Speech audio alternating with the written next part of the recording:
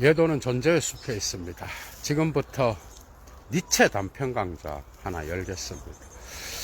예도의 강좌가 단편 강좌가 상당히 많았는데요.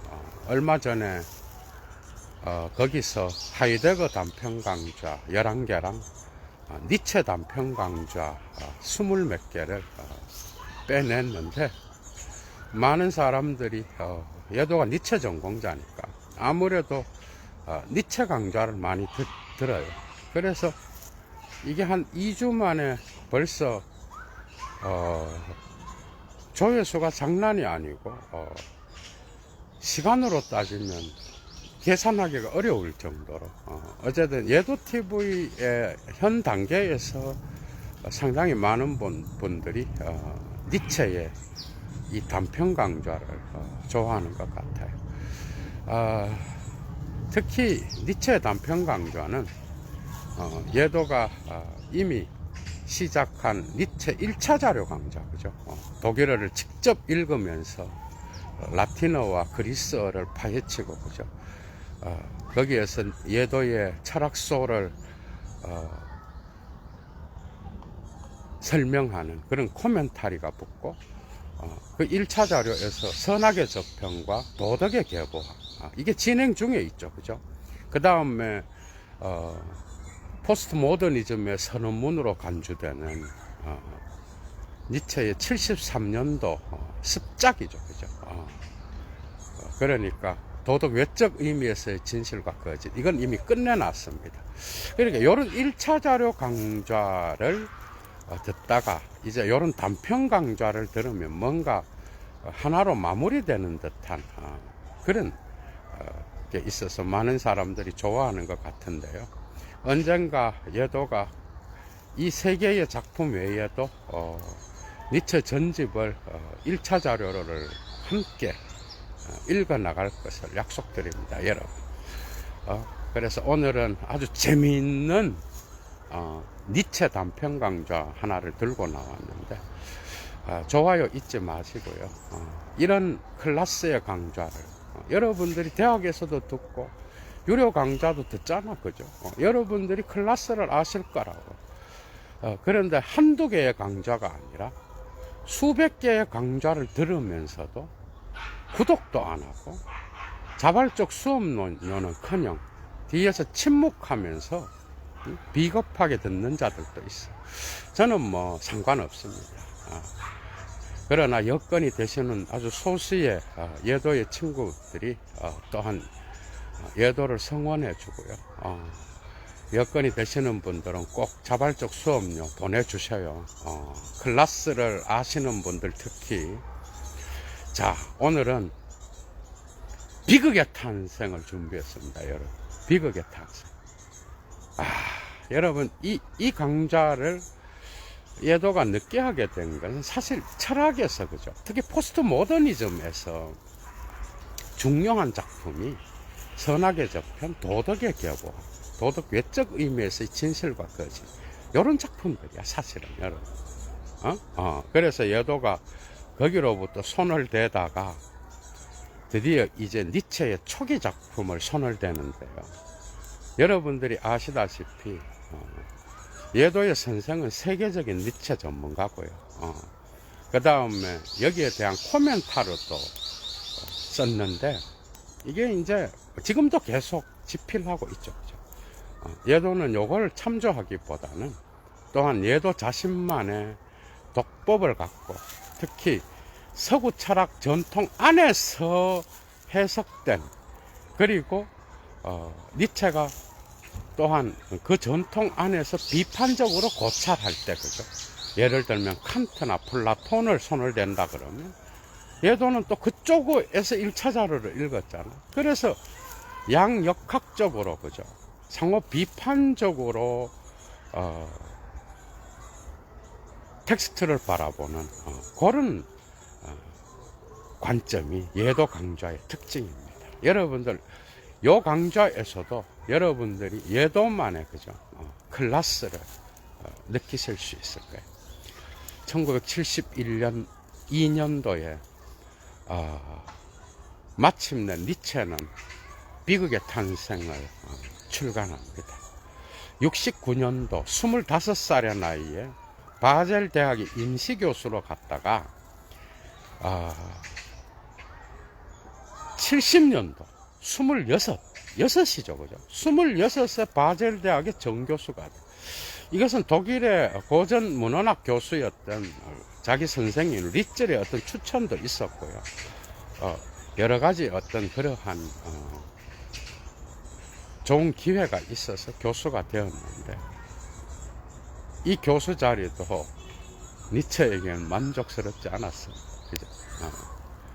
그러니까 교수직으로 있으면서 한 1, 2년 지나면서 정교수가 된 비극의 탄생을 출간합니다. 이 작품의 문체는 여러분들이 독일어로 읽어야 이걸 알 수가 있는데, 일단은 학계에서는 싫어하는 이유가 있어요. 지금은 니체를 손을 댈 수 없는 인물이 됐죠. 지금은 뭐 오버백이나 무실 교회 역사가였던 오버백도 세계적인 교회 역사가예요. 브루크 하르트도 역사학자였어요, 여러분. 그런데 이런 주변에 바젤의 지성인들과 비교나 된 니체가 지금. 근데 그 당시에는 그렇지 않았다고. 이 비극의 탄생이 나왔을 때 일단 독일에서는 아무런 논평도 하지 않았고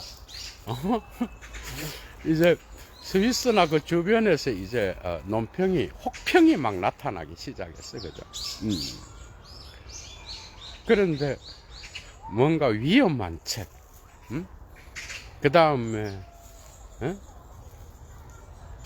질서를 어지럽히는 그런 책,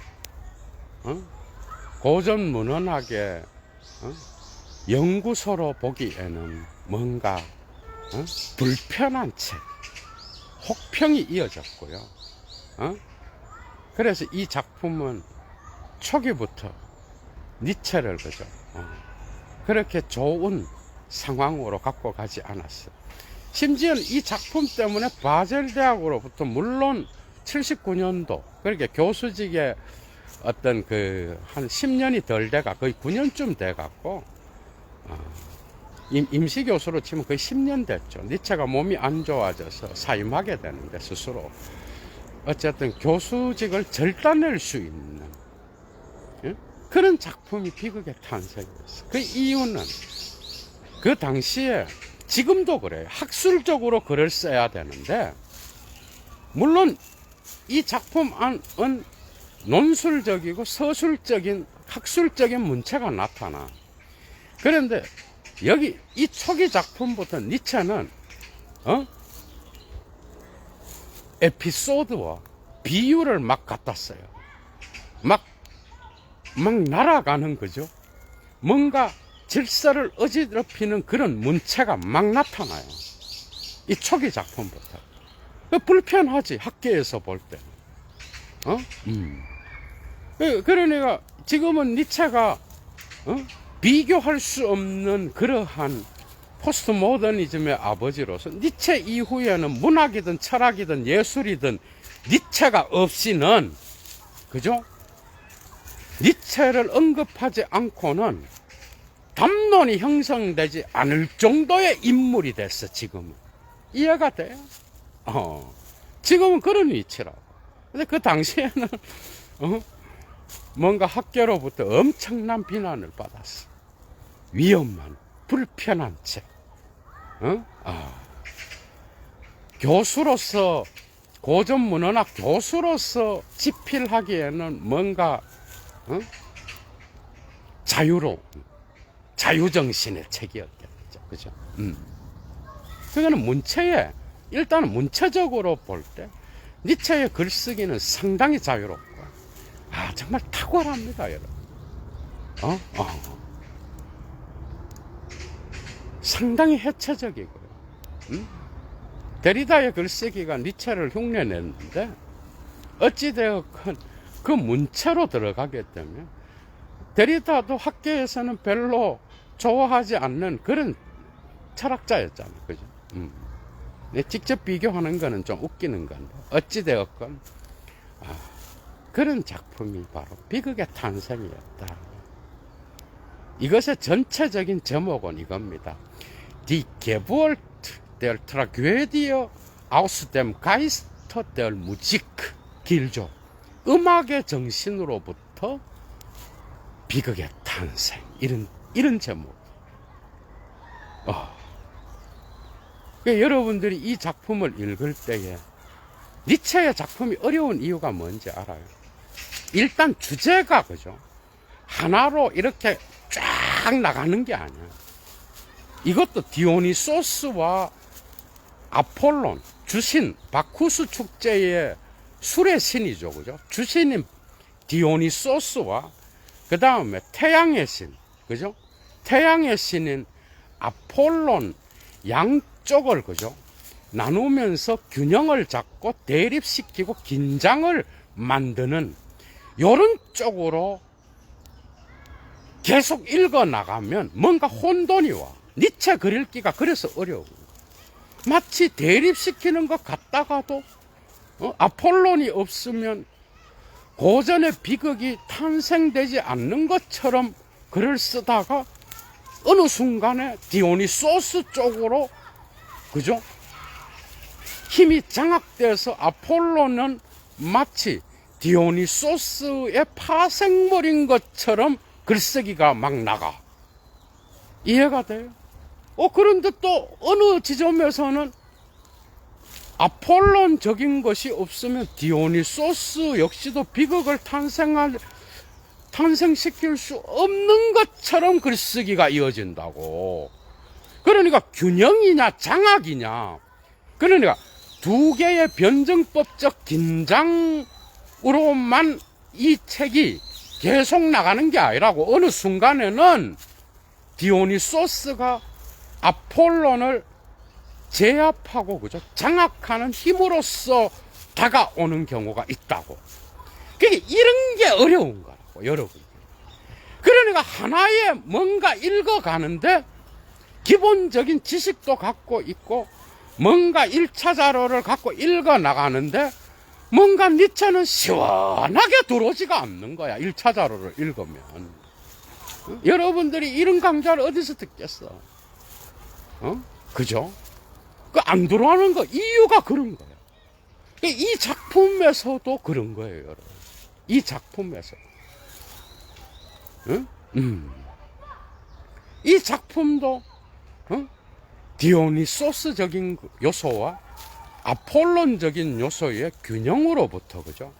비극이 탄생되는 것처럼 말하다가도 보다 더 본연적인 디오니소스가 아폴론적인 것을 제압하고 장악할 때에 문화가 상승하는 것처럼 이야기를 하기도 하고, 아폴론적인 것이 우세했을 때, 디오니소스가 제압되었을 때 마치 문화가 쇠퇴하는 것처럼 설명하기도 하고, 막 왔다 갔다 하고, 주제가 한두 개가 아니라고, 여러분. 그래서 어려운 거야, 여러분. 이제 이해가 되죠. 근데 두 개 다 나타납니다. 이 작품 안에. 그런데 왜 음악으로부터의 비극의 탄생이, 여러분, 왜 음악으로부터의 비극의 탄생입니까? 이제 그리스 신화로 돌아가겠습니다. 자, 디오니소스는 니체의 초기 작품인 비극의 탄생에서부터 말기 작품인 우상의 황혼, 안티크리스트, 그 다음에 힘의 의지, 유고노트, 그죠? 이 말기 작품까지, 초기부터 말기까지를 관통하는, 당연히 중간 작품들도 다 관통한다는 거야. 이 말은 뭐 선악의 저편, 도덕의 계보학, 그 다음에 아침놀, 또 짜라투스트라, 그 다음에 그 즐거운 학문, 이걸 다 관통하는 디오니소스적. 이미 이 작품에서 플라톤과의 대결이 들어있어. 여러분, 그게 예술을 갖고 어떤 철학적 이성을 해체하는 니체를 볼 수가 있어요. 응? 데리다는 거죠. 이 점에서는 거의 니체의 새끼라 그래도 과언이 아니에요. 배울 거를 다 배워갔어요.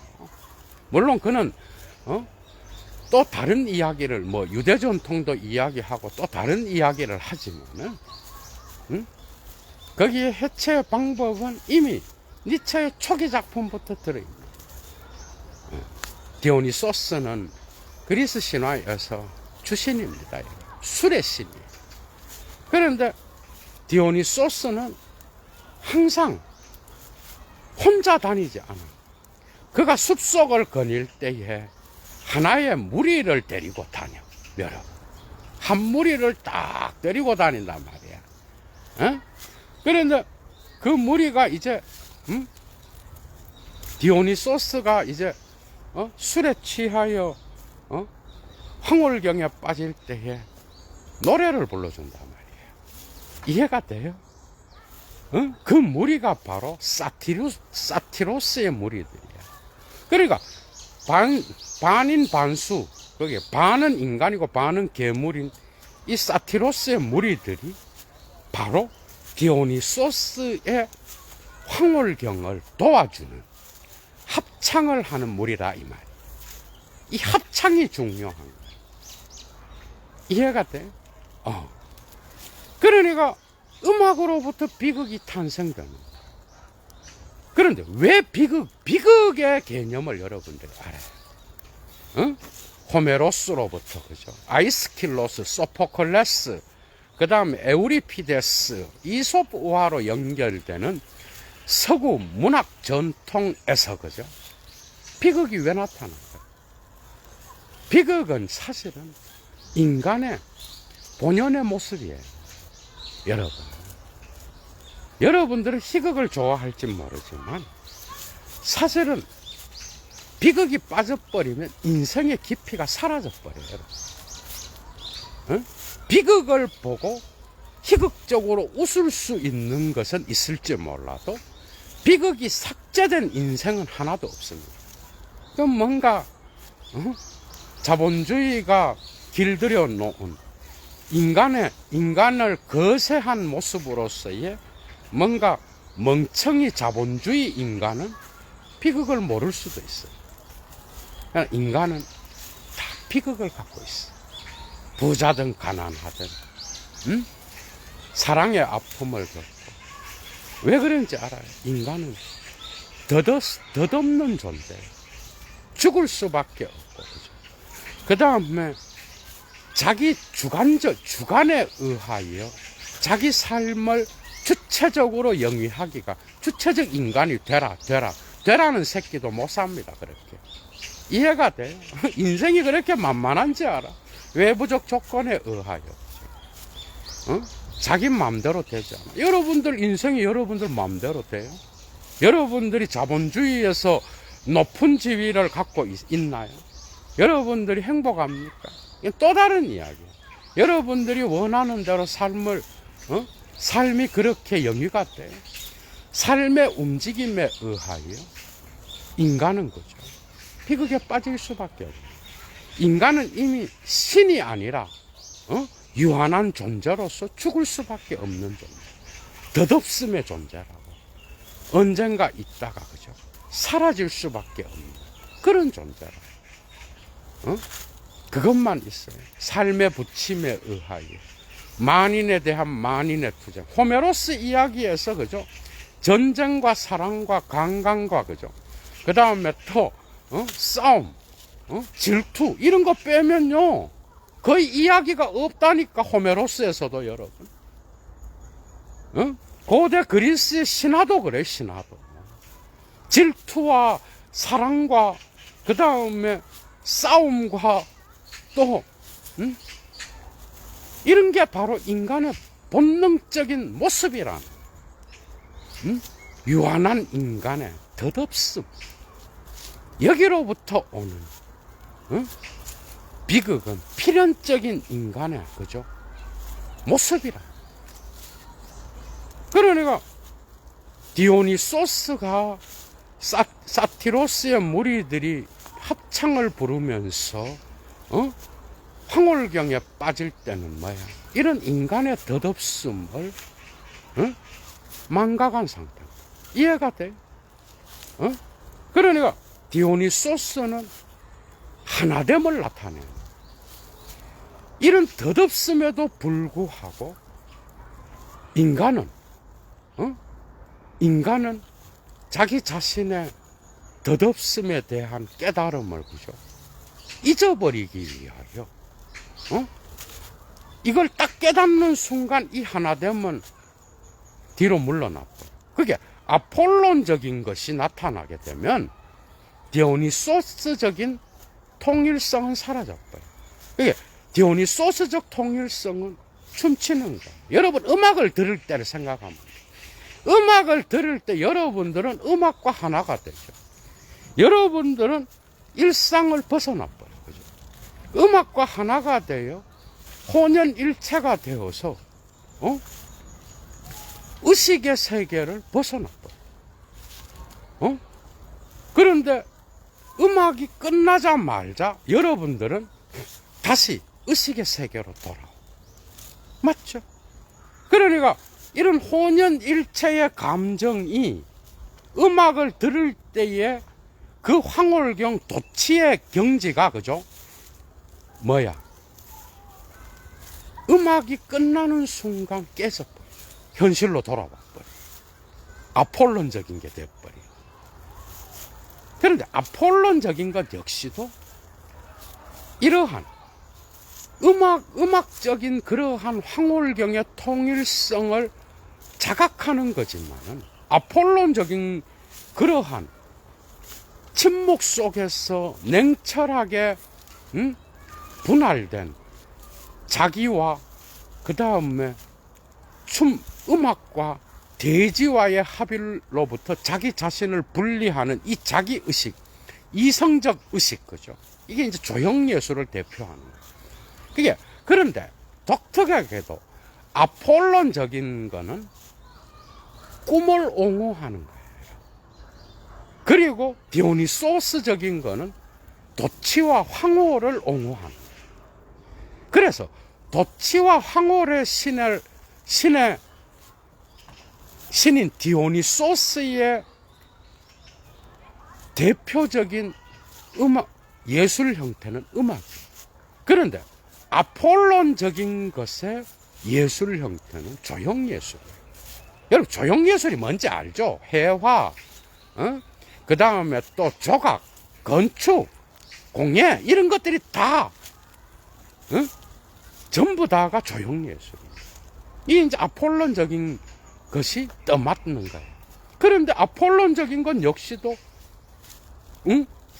꿈꾸는 것을 옹호하는 거예요. 그러니까 디오니소스적 광기를 인지하고 그거를 보존하는 게 바로 아폴론적인 거예요. 이해가 돼요? 그래서 아폴론적인 것 역시도 예술을 옹호하는 그러한 특징을 갖고 있어. 근데 또 다른 특징이 나타나. 그런데 아폴론적인 것의 꿈을 되살리고 생생하게 만들고 그 다음에 이 아폴론적인 꿈의 재료를 제공해 주고 그것을 살아있게 만드는 게 바로 디오니소스적인 거예요. 이제 이해가 되죠. 그러니까 디오니소스적인 것은 아폴론적인 것의 토대입니다. 그게 이거는 쇼펜하우어를 뒤집어서 해석한 것도 있어요. 그리고 괴테와 실러의 시를 낭만주의 시인들이 갖고 있었던 거죠. 시를 두 가지 구조로 보는 거. 다시 말하면 뭐야? 일상에서 나타나는 그러한 소박한 것과 그 다음에 그 배후에 그 소박한 것을 지탱하는 감상적인 것. 이 두 개를 나누잖아요. 그죠? 그런데 쇼펜하우어는 뭐예요? 쇼펜하우어는 의지적인 것이 바로 표상으로서의 세계의 배후에서, 그죠? 의지적인 세계가 있다고 본 거잖아, 그죠? 니체는 뭐, 디오니소스적인 것은 바로, 아폴론적인 것에 토대가 된다고 본 거예요. 그러니까, 문화의 주인은 아폴론적인 거예요. 그죠? 문화는 보존하고 유지하기 위해서는 뭐야? 이성적인 판단과 그 다음에 지식을 가지고 그 예술적 광기를 유지할 수 있어야 되는 거예요. 그러니까 문화의 주인은 마치 아폴론적인 것처럼 보여. 그러나 거기에 젖줄로서 생명을 제공하는 건 바로 디오니소스적인 거예요. 그러니까 디오니소스적인 거는 문화의 어떤 토양으로서 신화적인 것이고, 인간에게 적용되면은 본능적인 것이고, 충동적인 것이고, 자연적인 거예요. 이해가 되죠? 그런데 이걸로부터 그게 무의식적인 거야. 응? 그런데 이걸로부터 비로소 자양분을 얻어서 아폴론적인 것은 꿈을 꿀 수 있는 거예요. 이제 이해가 되죠? 그래서 이성적인 판단과 이성적인 분별에 의하여 이 파토스를 또한 관리하고 유지할 수 있는 게 아폴론적인 거란 말이에요. 그게 아폴론적인 게 없으면 문화가 보존이 될 수가 없는 거예요. 그게 두 개 다 중요한 거예요. 근데 니체는 이래 나가다가 이제 이 변증법의 긴장을 깨버려. 자, 이렇게 나갑니다. 자, 문화사로 들어가면은, 예를 들면은, 아이스킬로스와 소포클레스 때만 해도 이 디오니소스적인 것과 아폴론적인 것이 균형을 이루었단 말이에요. 소포클레스, 아이스킬로스 때는 균형이 시작되었고, 소포클레스의 시대에 와서는 그의 비극은 뭐예요? 이러한 균형이 정점에 이르렀어. 그런데 에우리피데스의 시대에 오면서 소크라테스의 이성 중심의 철학이 그것을 지배하게 되면서 디오니소스적인 것이 아폴론적인 것에 의하여 억압되기 시작했어. 이제 이해가 되죠? 이제 여기서 니체가 이미 초기부터 소크라테스와 플라톤을 향한 공격이 시작되는 게 바로 여기인 거예요. 그게 미학적 예술의 어떤 힘으로써 이성 중심의 철학을 해체하기 시작한 거예요.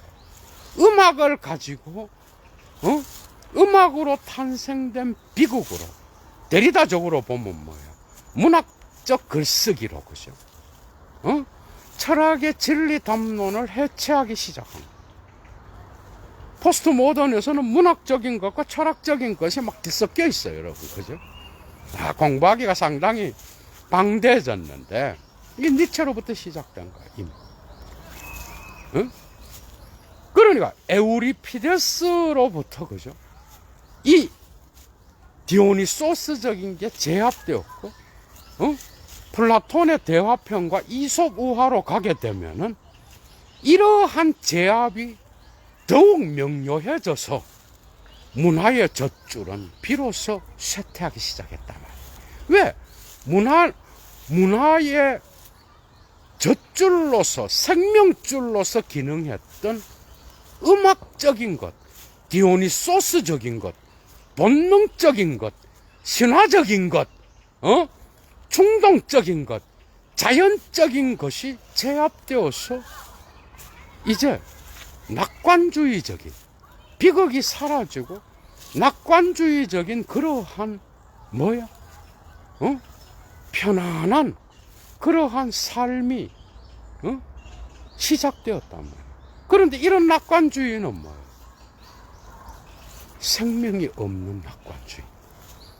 이성의 판단에 의하여 재단된 비극이 사라진, 파토스가 사라진, 삶의 열정이 사라진 그러한 문화가 됐다. 이게 이제 데카당스인 거예요, 이게. 나중에. 이해가 되죠. 그러니까, 디오니소스를 제압했던 그 이성의 승리. 그러니까, 소크라테스가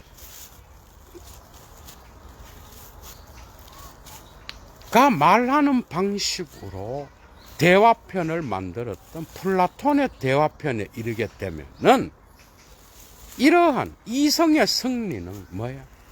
완전한 거죠. 완전한 낙관주의로 돌아서겠다. 그러니까 이성 중심적인 이 대화편은 뭐가 없어요. 음악으로부터 발생하는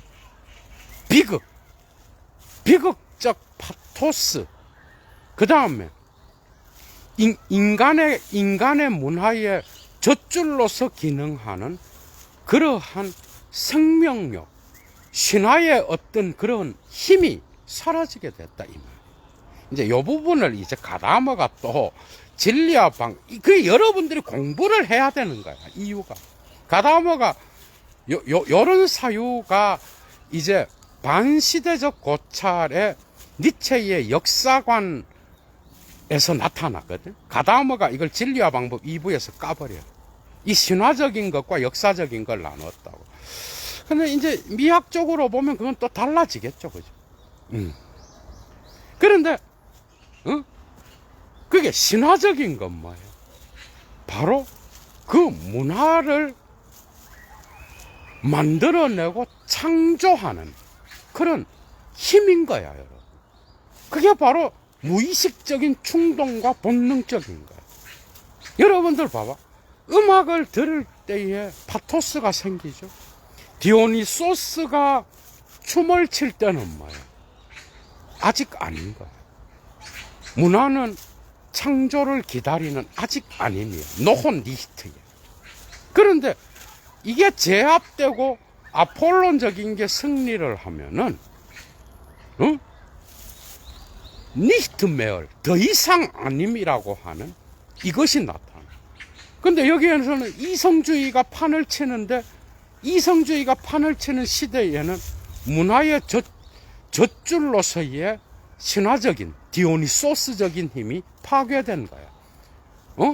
그래서 문화는 언제나 노혼 니히트, 아직 아님과 더 이상 아님, 니히트 메얼 사이에서 새롭게 태어나는데, 그건 바로 언제나 음악적인 파토스를 갖고, 그러한 힘을 갖고, 또한 무의식적 본능을 갖고, 신화적인 요소를 갖고 태어난다. 그게 어떻게 보면은 디오니소스가 춤을 칠 때, 그죠? 여러분, 이래 생각하면 돼. 디오니소스가 춤을 칠 때, 춤을 친다는 건 뭐야? 대지의 땅을 밟고 있죠. 니체한테서 에얼트 보덴이라는 거는 매우 중요한 개념이에요. 이 대지는. 여러분, 춤을 칠 때에 땅을 밟을 거 아니야. 그리고 주변에 사티로스의 무리들이 합창을 부를 거 아니야? 여기로부터 비극이 탄생되는 거야. 이 덧없음이건 뭐건 상관없이 이 춤추는 동안은 다 하나가 되는 거야. 그죠? 근데 춤을 출 때 춤추는 이 무리들과 디오니소스 신, 그 다음에 이 대지, 땅을 밟고 있는 이 대지는 10년이에요. 문화의 10년을 말하는 거라고. 이 10년은 인간의 고통이야. 인간의 슬픔이고, 인간의 비극적 고통이라고. 비극적 파토스라고. 그런데 이 비극적 파토스를 이성주의가 파괴하게 되면은 문화는 깊이가 있는 게 아니라 어떻게 되는 거예요? 표면적이게 돼버린다는 거예요. 근데 이때 춤을 출 때에 디오니소스와 사티로스의 무리들과 대지는 하나가 되는 거예요. 그죠? 이때에 하나가 될 때에, 춤을 출 때에 이 하나의 덩어리는 이 대지와 더불어서 문화 창조의 토대로서, 출발점으로서, 그죠? 어떤 어떤 의식도 없지만 무의식적 힘으로써 작동한다라는 거. 이것으로부터 문화는 자기 자신의 창조의 힘을 길어 올린다. 이해가 되죠. 그런데 이것을 제압해버리고 아폴론적인 게 승리를 하게 되면 이제 이러한 디오니소스적인 통일성은 어떻게 돼? 깨질 뿐만 아니라 그거는 이성적 분리에 재단될 수밖에 없게 됩니다. 이때 문화는 뭐예요? 쇠퇴하는 거예요. 이러한 생물학적 비유는 정말 중요한 거예요, 여러분. 그러니까 예술과 가장 깊은 공속성을 가질 수밖에 없는 거는 뭐죠? 이러한 하나의 덩어리 안에서 춤을 출 때 비로소 문화의 토대로서의 신화적인 것은 생명력을 얻는다. 그러나 아직 문화가 창조된 건 아니에요. 이해가 되죠? 이 단계는 아직 아님의 단계. 그래서 이 두 개의 변증법을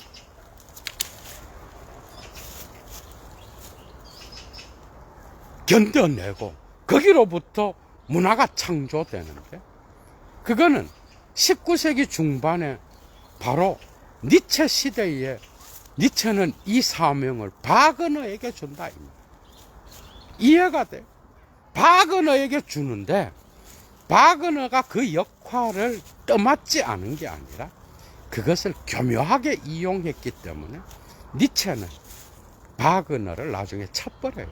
근데 비극의 탄생의 마지막 부분에서는 이 아직 아님과 디오니소스적인 아직 아님과 아폴론적인 더 이상 아님, 이 두 개의 변증법 사이에서 문화를 창조할 수 있는 자를 바그너로 본 거예요. 음악이죠, 그죠? 음악이 뭐예요? 듣는 순간, 그죠? 우리는 의식적인 것을 잊어버려요. 그리고 의식적인 문화적 규제, 금기, 그 다음에 문화가 갖고 있는, 여러분 상당히 정신분석하는 사람들은 정말 재미있을 거야, 이 강좌가. 이런 니체적인 강좌들이. 그러니까 뭐예요? 도덕적이고 윤리적인, 낙관적으로 볼 때는 상징계의 아버지의 이름, 이런 것들은 음악의 통일성 안에서는 해체돼 버려요. 의미가 없어. 그게 음악 안에서 춤추는 디오니소스와 하나의 덩어리가 된 그 자들은 이 상징계로부터 벗어나요. 이해가 되죠? 예를 들면 이건 무의식적인 세계인 거예요. 집단 무의식인 거예요, 어떻게 보면. 그래서 이것이 이성의 근원이라는, 이성적인 모든 제도의 근원이고 문화의 근원이고 기원이라는 거예요. 그래서 예술은 뭐야? 이건 이제 자기 스승이었던 쇼펜하우어를 따라가는 거지, 그죠? 그러니까 쇼펜하우어한테서 예술은 뭐야? 치료책으로서 기능하죠, 그죠? 의지의 욕망으로부터 의지를 부정할 수 있는 그런 치료책이잖아, 그죠? 니체한테서는 뭐? 이 문화의 토대가 돼버리는 이런 차이가 있는 거예요. 문화의 토대가 신화인 거예요. 근데 그 신화는 다른 게 아니라 이 문화를, 그래서 문화 정신분석학자라 그러는 거예요. 문화의 심층에 숨어 있는 뭐죠? 인간의 본연의 모습, 문화의 본연의 모습이 문화의 기원인 거예요. 문화의 기원이 바로 디오니소스적인 거예요. 예를 들면 이런 거예요. 윤리적이고 도덕적이고 미덕적인 것은 그 기원으로 내려가면은 비미덕적인 걸로부터 나왔다. 예를 들면 이런 게 정신분석입니다. 이해가 되죠? 그래서 사람들은 비극을 싫어하고 이 비극의 고통을 피하지만은 사실 이 비극의 고통이 비로소 인간의 문화를 창조하는 토대요 힘이라는 거예요. 이게 니체 사유의 핵심이에요.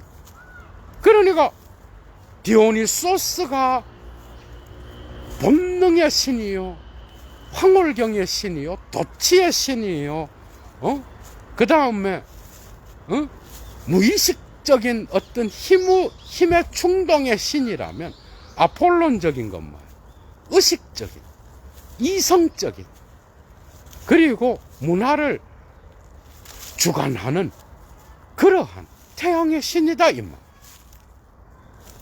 그 여러분 봐봐, 인간에게서 인간을 지배하는 게 오늘날 무의식, 프로이드 낙관적인, 거기에서 이미 나타나잖아, 그죠? 뭐예요? 이성이 이러한 무의식적 충동을 통제하는 게 아니라 그것에 의해서 통제받는다는 거잖아. 이미 니체가 이것을 문화에 적용시킨 거야.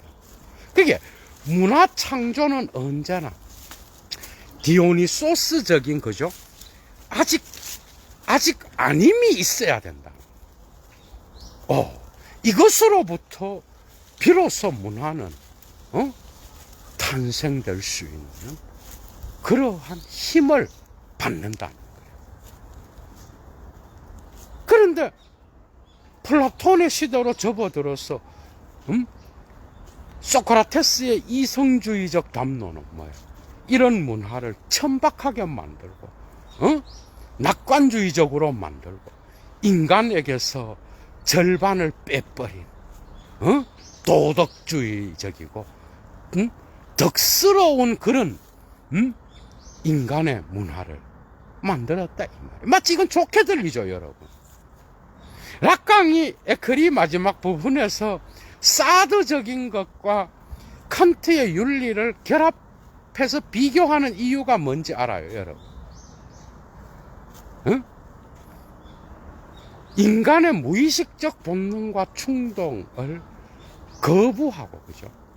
그 다음에 디오니소스적인 거를 제압한 도덕과 윤리, 상징계의 아버지의 이름은요, 언제나 인간의 본성적인 것으로 내려갈 때는요, 아무런 힘을 발휘하지 못한다는 거예요. 이해가 돼요? 응? 인간은 자기를 기만하면서 살 수밖에 없는 거야. 아버지의 이름이 지배하는 곳에서는. 그런 것처럼. 그래서 여러분들 예술을 통하여 그러한 무의식적 본능의 충동을 뭐죠? 이 삶을 견딜만하게 만들어주는 예술을 통하여 여러분들은 그 무의식적 충동을 또 다른 방식으로 해소하고 있는 거야. 이해가 돼요? 그래서 예술은 문화적 창조의 토대라. 이것은 인간 존재의 덧없음을 그대로 표현해 주는 거죠. 비극의 고통으로부터 나타나며 이 고통은 바로 최고의 예술 형식으로서 음악이 비로소, 그죠? 이러한 근원적인 것을 생명력 있게 만들어준다고 본 거라. 이런 점에서 니체의 비극의 탄생은 처음에 나왔을 때에 상당히, 그죠? 문제가 있을 수밖에 없었다. 오늘날 21세기의 상황은 달라졌죠, 그죠? 오늘날은 이미 정신분석학이 과학으로 증명이 됐고, 이미 많은 예술에서 인간이, 그죠? 이 세계의 삶의 충동을, 그죠? 견딜 수 있도록 만들어주는 이 예술의 힘이 얼마나 인간의 삶에 중요한 역할을 하는지 많은 사람들은 이미 서구뿐만 아니라 대한민국에서도 지성인들은 이미 이런 것들을 다 알고 있는 거예요. 그러니까 피상적인, 의식적인, 아폴론적인 것을 강조하면서 그리고 조형예술만을 강조하는 그런 문화는 그 배후에 놓인 본능적이고 충동적이고 자연적인 이러한 비극의 고통으로서의 파토스를 억압한 상태에서 문화가 표면적으로 그죠 유지될 수밖에 없다라는 이런 것들이 이제 니체의 철학의 초기 작품이었다. 그게 왜 소크라테스와 플라톤을 저격하게 됐는지 이제 이해가 되죠, 그죠? 그러게 이성적 의식이 무의식적 본능을 제압하는 그런 철학이었다.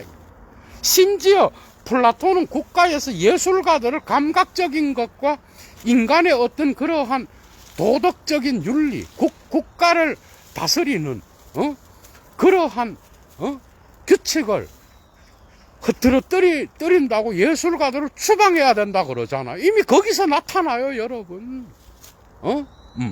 니체를 통하여 이건 또 뒤집어지게 되는 거예요. 여러분들이 예술적인 것을 통하여 얼마나 많은 삶의 충동과 삶의 의지를 그죠? 이 삶을 견딜 수 있게끔 만들어주는 예술의 덕을 보고 있냐고 오늘도. 이런 것들이 니체의 초기에 음악으로부터의 비극의 탄생에 이미 나타나 있다라는 거예요. 그 파토스를 여러분들 역시 오늘도 경험하면서 살아가는 거예요. 이런 관점에서 언젠가 조금 더 세밀하게 예도가 비극의 탄생을 다루겠습니다. 그런데 어쨌든 이 음악으로부터의 비극의 탄생은 이런 구조로 나가면서 니체가 그 고전 문헌학자로서 그죠? 독특한 글쓰기를 통하여 그 당시 문화를 해석했다라는 거 그죠? 그게 무의식적인 어떤 것들을 이해하지 못. 쇼펜하우어도 그래요. 쇼펜하우어의 인생론도요. 무의식적인 어떤 그러한 그게 정신분석 학자들이 놀랄 정도의 어떤 그런 글들이 막 나타나. 니체도 그래요.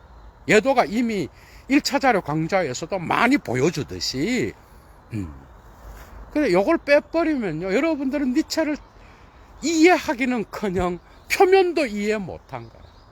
이해가 되죠. 정신분석학이 나오기 전에 문화를 정신분석했다. 그래서 둘레즈가 니체를 문화의 의사라고 불렀던 것처럼 그죠? 그 부분을 빼버리면 여러분들은 니체 읽기에 실패합니다. 여러분. 이미 초기 작품에서도 나타나고 있어. 그죠? 자, 오늘 첫 번째 비극의 탄생 강좌는 이 정도로 마치겠습니다. 여러분. 좋은 주말 마무리 하시고요. 늘 건강하십시오. 얘도 물러갑니다. 추스.